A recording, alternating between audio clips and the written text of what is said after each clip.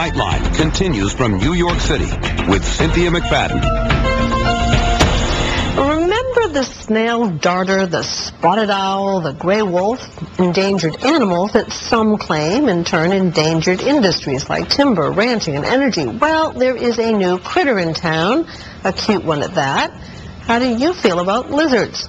The oil industry is not loving this kind. Here's Jonathan Carl from Odessa, Texas. Meet the little critter that is terrorizing the Texas oil industry.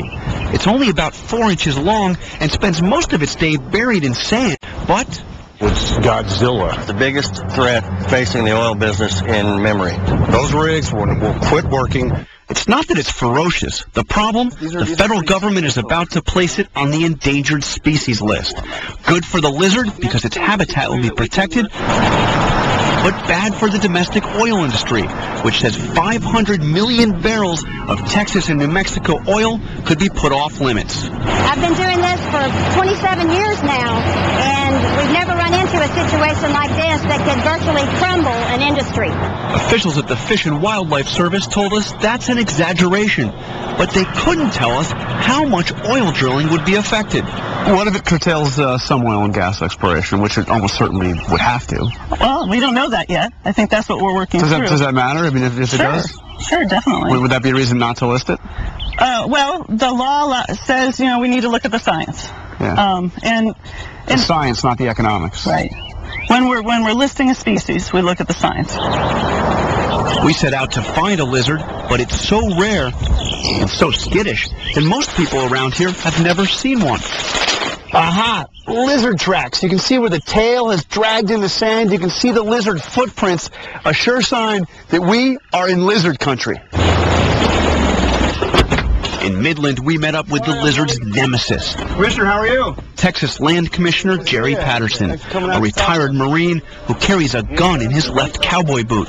Patterson agreed to take us up in his 1978 Cessna on a mission to find the lizard. We've got a chance, I think, to introduce you to a lizard. Is this a strafing run? Yeah. Napalm? No. That was another career I have. Yeah. When Patterson looks out over the lizard's habitat, he sees oil and the dollars oil revenues generate for the Texas Public Education Fund he oversees.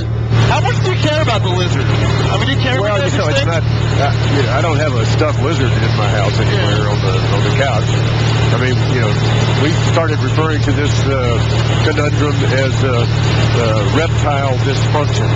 As we were flying, we heard from a researcher just across the New Mexico border who had located a couple of lizards. Here we are.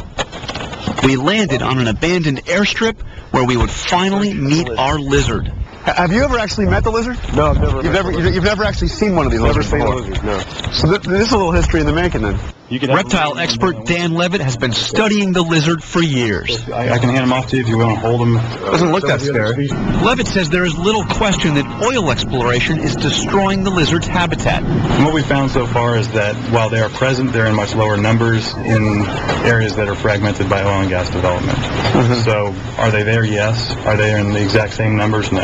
Right. Much lower. In fact, in some locations, they're absent. Commissioner Patterson seemed to warm a little bit to the lizard. His concern is that the government will take a heavy-handed approach to protecting it. We're not opposed to protecting the lizard. We're opposed to just say, okay, fine, there's lizards out there somewhere, so y'all be careful, and you can't drill, and you can't do this, and you got to mitigate. We need specificity. We need to know where is the lizard located. Just to be clear, you have nothing against the lizard. No. He's a cute little bird. Look at that. We also found out the hard way just how quick that lizard is. Okay. Okay.